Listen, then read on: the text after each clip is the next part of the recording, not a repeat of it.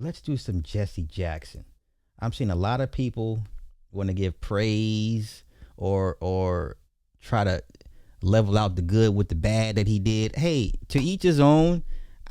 Jesse Jackson is just another co-opted individual that was, eventually pressured into stymieing other movements, black folk movements, black empowerment movements, right? So let's go here. Back down the Jesse Jackson rabbit hole. Shout out to Steve Coakley, rest in peace. Steve Coakley broke it down 40, 50 years ago, right? There's nothing we're saying he didn't already say. He said it first, right? Rest in peace, Steve Coakley. But come on, let's go here.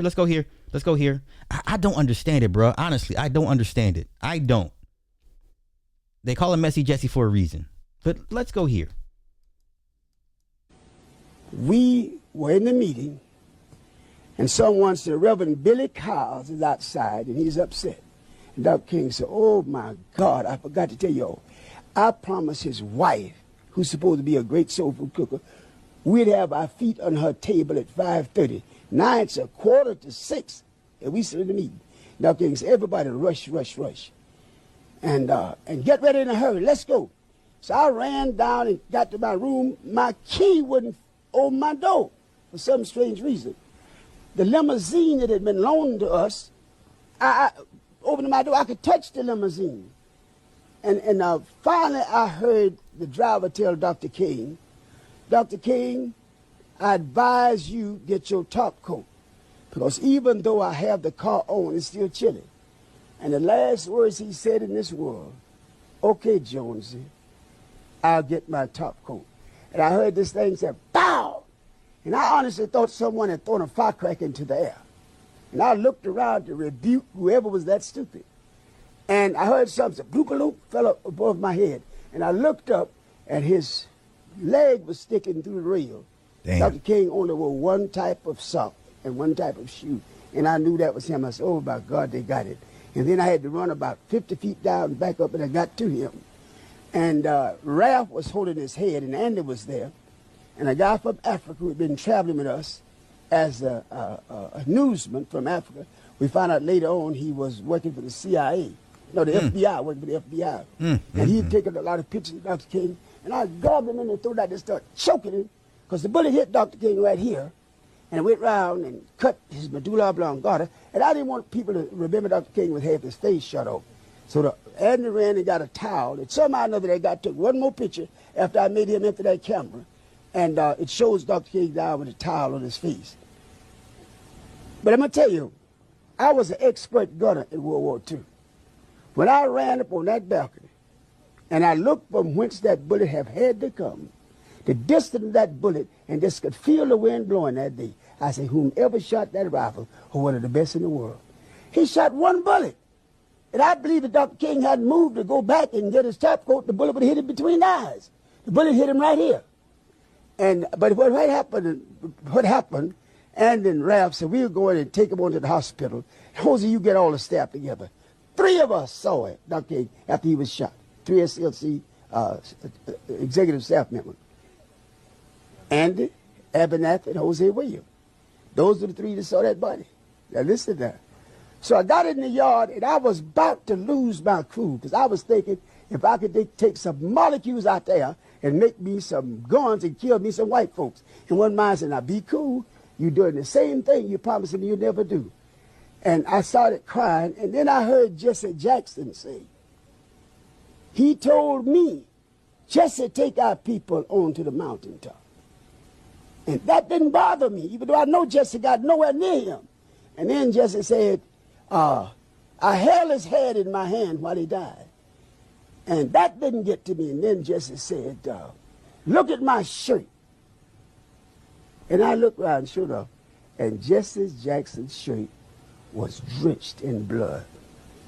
And I realized the only way Jesse could have gotten that blood was stoop down on that floor at the Lorraine Motel and rake that blood off that floor and put that blood on him. And I went crazy. I really tried to kill Jesse. They grabbed us and all that, but that hurt me so bad. The other thing was, When Abernathy came back, says, no need of prayer, no need of cry, no need of nothing. He is going, it's over with. He's going to glory. And we called the meeting a staff meeting, and Jesse claimed to have been ill. And Abernathy told him, Jesse, go ahead to the room and relax. Jesse had to have run like hell that room into that airport, because he got out of Memphis to Chicago. All us feeling everybody was still in the motel. That's right. He had the flight out that night. He sure did. I'll come on now. Cut the televisions on the next morning. That was Jesse Jackson in Chicago with that same bloody shirt on, telling that same lie.